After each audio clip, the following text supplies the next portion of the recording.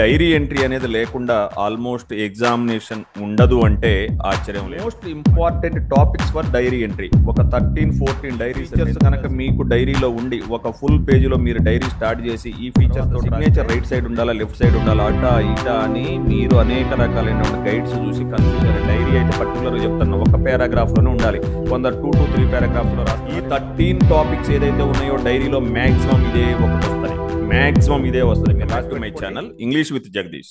Dear students, ఈ వీడియోలో 10th class English board exams లో వచ్చినటువంటి most expected minor discourse diary entry.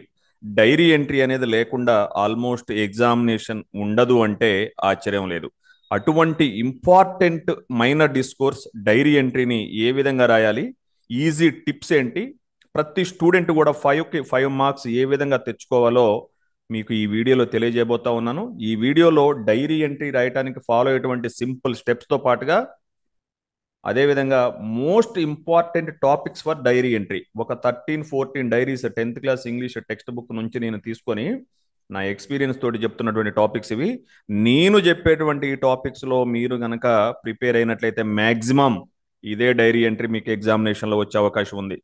ఈ వీడియో మీకు యూస్ఫుల్గా ఉందని భావించినట్లయితే తప్పనిసరిగా లైక్ చేయండి, అవసరమైన వాళ్ళకి షేర్ చేసి సబ్స్క్రైబ్ చేసుకోండి. అదేవిధంగా బెల్ ఐకాన్ కూడా ప్రెస్ చేసినట్లయితే మీకు రెగ్యులర్ అప్డేట్స్ అనేవి కంపల్సరిగా వస్తాయి. మన ఛానల్ అనేది 10th క్లాస్ స్టూడెంట్స్కి ఒక అద్భుతమైనటువంటి అవకాశం. ఈ ఛానల్ను ఫాలో అయిన వాళ్ళు ప్రతి సంవత్సరం కూడా not only in English subject experts తోటి అన్ని సబ్జెక్ట్స్ తోటి కూడా మీకు గైడెన్స్ ఇప్పించడం జరుగుతూ ఉంది. ఛానల్ని మీరు సబ్స్క్రైబ్ చేసుకొని అవసరమైన వాళ్ళందరికీ షేర్ చేసి 10th క్లాస్ స్టూడెంట్స్ అందరికీ 10 GPA తెచ్చుకునే విధంగా సహకరిస్తారని ఆశిస్తూ let's get into the topic. So చూస్తే ముందు డైరీ ఎంట్రీలో మనం ఫాలో అవ్వాల్సినటువంటి మినిమం ఫీచర్స్ ఏంటి. మినిమం ఫీచర్స్ చూసినట్లయితే ప్రతి డైరీ ఎంట్రీలో కూడా మనం కంపల్సరిగా డేట్ అండ్ టైం అనేది పెట్టాలి. డేట్ అండ్ టైం డైరీలో కుడి చేతి పై భాగాన పెడతాం, మీకు మోడల్ కూడా చూపిస్తా, బ్లూ ప్రింట్ కూడా. అదేవిధంగా రెండవ ఇంపార్టెంట్ ఫీచర్ వచ్చేసి డియర్ డైరీ అని సంబోధిస్తూ రాస్తాం. ఇది సెకండ్ ఇంపార్టెంట్ ఫీచర్, కంపల్సరిగా ఉండవలసిందే. ఇక థర్డ్ వన్ వచ్చేసి బాడీ. ఒక 5, 6, 7, 8 సెంటెన్సెస్ లోపల లేదా ఒక 50 to 80 వర్డ్స్ లోపల బాడీ అనేది రాయాలి. ఈ బాడీలో కూడా ఏముండాలి అనేది నేను చాలాసార్లు గతంలో చెప్పాను, బట్ ఇప్పుడు కూడా చూడండి. టైప్ ఆఫ్ ది డే, ఆ డైరీ రాసేటప్పుడు అది హ్యాపీ డేనా సాడ్ డేనా అనేది మెన్షన్ చేయాలి. తర్వాత రెండవ సెంటెన్స్గా ఇన్సిడెంట్ హ్యాపెండ్, ఆ రోజు ఏం జరిగింది మీరు రాసేటువంటి ఇష్యూలో క్వశ్చన్ పేపర్లోనే ఉంటుంది ఇది ఇన్సిడెంట్ హ్యాపెండ్ అనేది. సో ఆ క్వశ్చన్ పేపర్లో ఉన్నదాన్ని క్వశ్చన్లో ఉన్నదాన్ని చూడాలి, ఏం సంఘటన పైన రాస్తున్నామో దాన్ని మెన్షన్ చేయాలి. ఆ తర్వాత చూస్తే రిఫ్లెక్షన్స్, ఏ ఇన్సిడెంట్ అయితే జరిగిందో దానిపైన డైరీ ఎవరి డైరీ అయితే రాస్తున్నామో ఆ వ్యక్తి ఫీలింగ్స్ ఎలా ఉన్నాయో మనం ఓన్గా క్రియేట్ చేసి రాయవలను. తర్వాత ఒక్కోసారి నెగిటివ్ ఫీలింగ్స్ ఉన్నట్లయితే ఆ నెగిటివ్ ఫీలింగ్స్ని మార్చుకొని పాజిటివ్ సైడ్కి వచ్చే విధంగా ఒక చేంజ్ ఇన్ ది యాటిట్యూడ్ చూపించాలి. ఒకవేళ పాజిటివ్ డైరీ రాస్తూ ఉన్నట్లయితే ఆ పాజిటివ్ యాటిట్యూడ్ కంటిన్యూ అయ్యే విధంగా ఉండే విధంగా మనం క్లోజ్ చేసుకోవాల్సి ఉంటుంది. ఇక ఫైనల్గా సైన్ చేస్తాం. ఇది మోస్ట్ ఇంపార్టెంట్ ఫీచర్స్. సో ఈ ఫీచర్స్ కనుక మీకు డైరీలో ఉండి ఒక ఫుల్ పేజీలో మీరు డైరీ స్టార్ట్ చేసి ఈ ఫీచర్స్ తోటి రాస్తే ప్రతి స్టూడెంట్ కూడా గ్రామర్ పరంగా సెంటెన్సెస్ కరెక్ట్గా ఉన్నట్లయితే 5కు 5 ఇస్తారు. మినిమం 4.5 మార్క్స్ ఈ ఫీచర్స్ ఫాలో అయ్యి రాసినట్లయితే మీకు మంచి మార్క్స్ వచ్చే అవకాశం అయితే ఉంది. ఇక తర్వాత చూస్తే బ్లూ ప్రింట్. అసలు డైరీ చాలా మందికి ఎన్నోసార్లు చెప్పినప్పటికీ ఇంకా నా యూట్యూబ్ ఛానల్లో కూడా డౌట్స్ వ్యక్తం చేస్తూ ఉన్నారు. సార్ డేట్ ఎటు పెట్టాలి, ప్లేస్ ఎటు పెట్టాలి, టైం ఎటు పెట్టాలి, తర్వాత సిగ్నేచర్ రైట్ సైడ్ ఉండాలా లెఫ్ట్ సైడ్ ఉండాలా అటా ఇటా అని మీరు అనేక రకాలైన గైడ్స్ చూసి కన్ఫ్యూజ్ అవుతా ఉన్నారు. నేను చాలాసార్లు చెప్తూనే ఉన్నాను. చూడండి, డేట్ ఫస్ట్ స్టార్టింగ్ 27th ఫిబ్రవరి. సార్ ఈ రోజు డైరీ నేను ఈ రోజు డేట్ తోటి పెట్టాను కాబట్టి ఈ రోజు మీరు ఎగ్జామ్ రాసే రోజు డేట్ వేయండి, కుడి చేతి పై భాగాన్ని వేయండి.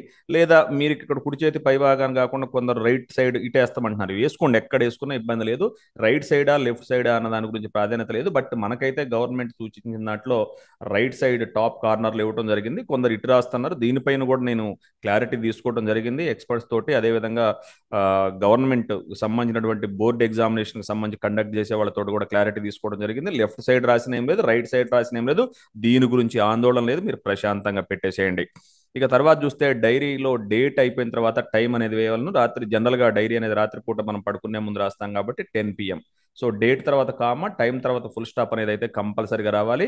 ఎగ్జాక్ట్గా మీరు ఇట్లా చూసుకోండి, ఫుల్ పేజీలోనైతే మొదలు పెట్టాలి. హాఫ్ పేజీలో ఎట్టి పరిస్థితుల్లో ఏమైనా డిస్కోర్స్ కానీ ఏ మేజర్ డిస్కోర్స్ కానీ స్టార్ట్ చేయొద్దు.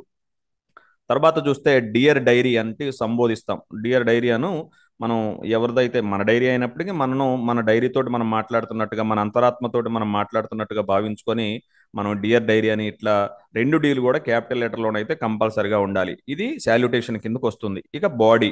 సో చూస్తే మనం చూస్తే ఒక 5, 6, 7, 8 లైన్స్ వరకు రాయొచ్చు. 50 to 80 వర్డ్స్ వరకు ఈ బాడీలో ఉండే విధంగా చూసుకోవాలి. సో ఫస్ట్ సెంటెన్స్ ఎప్పుడు కూడా ఇదే, it is a very happy day or sad day, అంటే ఆ ఇన్సిడెంట్ని బట్టి హ్యాపీ డే అయినా రండి, లేదా sad day in my life అని కూడా ఆ రోజు సంబంధించింది రాసుకోవచ్చు. ఇక సెకండ్ సెంటెన్స్ ఏం రాయాలన్నది మీకు చెప్పాను. ఏమని? ఇన్సిడెంట్ హ్యాపెండ్ అన్నది ఫుల్ స్టాప్ తర్వాత రాయాలి. తర్వాత ఈ రిమైనింగ్ సెంటెన్సెస్లో ఆ పర్టికులర్ ఇన్సిడెంట్ పైన ఆ వ్యక్తి యొక్క ఫీలింగ్స్ ఏ విధంగా ఉన్నాయో మనం ఒక 3, 4 సెంటెన్సెస్ రాయవలసి ఉంటుంది. చివర్లో change in the attitude last సెంటెన్స్లో రాస్తాం. ఇక ఫైనల్గా చూస్తే రాసిన తర్వాత సిగ్నేచర్ పెడతాం. ఇది డైరీ చూడగానే ఈ విధంగా కనిపించి, డియర్ డైరీ తర్వాత కామా, ఇదిగో ఇక్కడ కామా, టైం తర్వాత ఫుల్ స్టాప్, ఇక్కడ సిగ్నేచర్ పెట్టేసేసి ఒక ఫుల్ పారాగ్రాఫ్లో, ఒక సింగిల్ పారాగ్రాఫ్లో రాయాలి. ఏమైనా డిస్కోర్స్ రాసినా సరే, డైరీ అయితే పర్టికులర్గా చెప్తున్నా ఒక పారాగ్రాఫ్లోనే ఉండాలి. కొందరు 2 to 3 పారాగ్రాఫ్స్లో రాస్తున్నారు, ఇంత అవసరం లేదు. మనం ఒక పర్టికులర్ ఇష్యూ పైన మనం 5 మార్క్స్కి రాసే డిస్కోర్స్ కాబట్టి ఒక సింగిల్ పారాగ్రాఫ్లో మన ఐడియాస్ని ఎక్స్ప్రెస్ చేస్తాం. సింగిల్ ఇష్యూ పైన మనకు అడిగేదే సింగిల్ ఇష్యూ పైన ఏదో ఒక విషయం పైన డైరీ రాయమంటాడు. ఒకే విషయం పైన మనం రెస్పాండ్ అయ్యేటప్పుడు ఒక పారాగ్రాఫ్లో రాస్తాం. టాపిక్ మారితే రెండో పారాగ్రాఫ్కి వెళ్తాం. So single paragraph is enough. So blue print అయితే ఈ విధంగా ఉండాలి. బ్లూ ప్రింట్ ఈ విధంగా ఉంటే మీకు ఇలా ఇలా టిక్కులు కొట్టేసి మినిమం 4 మార్క్స్ వేస్తారు. చదవటం కంటే ముందు ఇక్కడ ఒక టిక్, ఇక్కడ ఒక టిక్, ఇక్కడ ఒక టిక్, ఇక్కడ ఒక టిక్ కొట్టేసి 4 మార్క్స్ పడతాయి. కరెక్ట్ లాంగ్వేజ్ యూజ్ చేసినట్లయితే 4.5 to 5 మార్క్స్ వచ్చే అవకాశం ఉంది.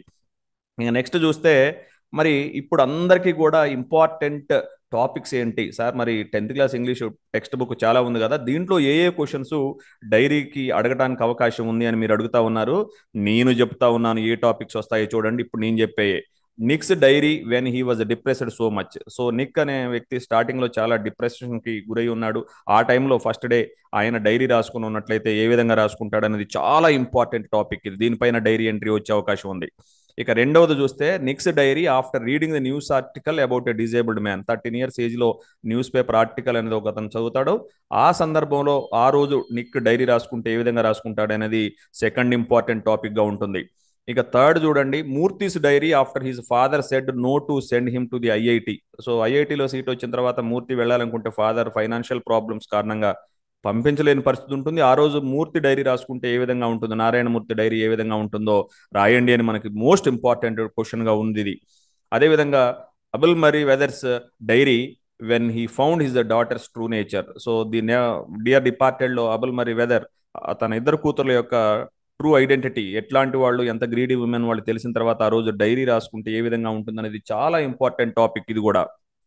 ఇక ఫిఫ్త్ టాపిక్ చూసినట్లయితే aunt Jane's diary after seeing the uneconomic life of the young couple Jack and Jill. వాళ్ళు లావిష్నెస్ తోటి ప్లానింగ్ లేకుండా ఖర్చు పెట్టే తీరు చూసిన తర్వాత ఆంట్ జేన్ ఫీలింగ్స్ ఏ విధంగా ఉన్నాయో డైరీ ఎంట్రీలో రాయండి అని వచ్చే అవకాశం ఉంది. అదేవిధంగా narrator's diary after reaching his place of work. So the జర్నీలోది, ఆ జర్నీ అయిపోయిన తర్వాత తన చివరికి తను జాబ్ చేసే ప్లేస్కి వెళ్ళిన తర్వాత వాళ్ళ ఫాదర్ తోటి బిహేవ్ చేసిన తీరు పైన ఏ విధంగా ఉంది అని అడుగుతూ డైరీ రాయమనే అవకాశం ఉంది. It is very important. అదేవిధంగా Potter's diary when he was appointed as the general of the army. So the brave Potter లెసన్లో ఆయన్ని జనరల్గా అపాయింట్ చేసిన తర్వాత ఆయన బ్రేవ్ కాకపోయినప్పటికీ ఆయన్ని జనరల్గా అపాయింట్ చేసిన సందర్భంలో ఆ రోజు డైరీ ఏ విధంగా రాసుకుంటాడో మరి రాయండి అని చాలా ఇంపార్టెంట్ క్వశ్చన్గా వస్తూ ఉంది.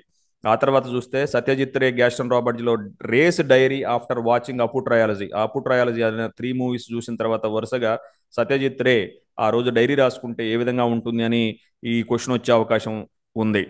అదేవిధంగా Bayaji's diary when Bhujaba warned him not to build a storeyed house. So 5th యూనిట్లో ది స్టోరీడ్ హౌస్లో బయాజీని భుజబా పాటిల్ స్టోరీడ్ హౌస్ కట్టొద్దు అని వార్నింగ్ ఇచ్చిన తర్వాత ఆ రోజు బయాజీ డైరీ ఏ విధంగా రాసుకునే అవకాశం ఉంది చెప్పండి అని ఒక టాపిక్ అయితే ఇంపార్టెంట్గా ఉంటుంది. ఆ తర్వాత చూస్తే Kalam's diary when he was humiliated in the classroom. Most important topic ఇది కూడా. కలాం క్లాస్ రూమ్లో హ్యూమిలియేట్ అయిన తర్వాత ఆ రోజు, అంటే రిలీజియన్ పేరుతోటి ఆయన వేరే వెనకాల కూర్చోబెట్టినప్పుడు కలాం ఓన్గా డైరీ రాసుకుంటే ఆ రోజు ఎలా ఉంటుంది అనేది important topic. So Ramanath Sastri's diary when the new teacher sent Kalam to the last row. So ఇదే టాపిక్ పైన తన కలాం స్నేహితుడు రామనాథ్ శాస్త్రి డైరీ ఏ విధంగా ఉండే అవకాశం ఉందనేది కూడా ఇంపార్టెంట్ టాపిక్. ఇక ఆ తర్వాత చూస్తే the narrator's diary when he saw the white boy imposing his will upon the black boy. So the Jamaican ఫ్రాగ్మెంట్లో so first day narrator white boy black బాయ్ని డామినేట్ చేస్తూ ఆ, తన విల్ తన యొక్క డామినేషన్ చూపిస్తున్న సందర్భంలో డైరీ రాపిస్తే ఏ విధంగా ఉంటుంది అనేది ఇంపార్టెంట్ టాపిక్గా వచ్చే అవకాశం ఉంది. తర్వాత ఫైనల్గా the housewife's diary when she forgot her name. So the what is my నేమ్లో హౌస్ వైఫ్ తన పేరు మర్చిపోయిన సందర్భంలో డైరీ రాసుకుంటే ఏ విధంగా ఉంటుంది.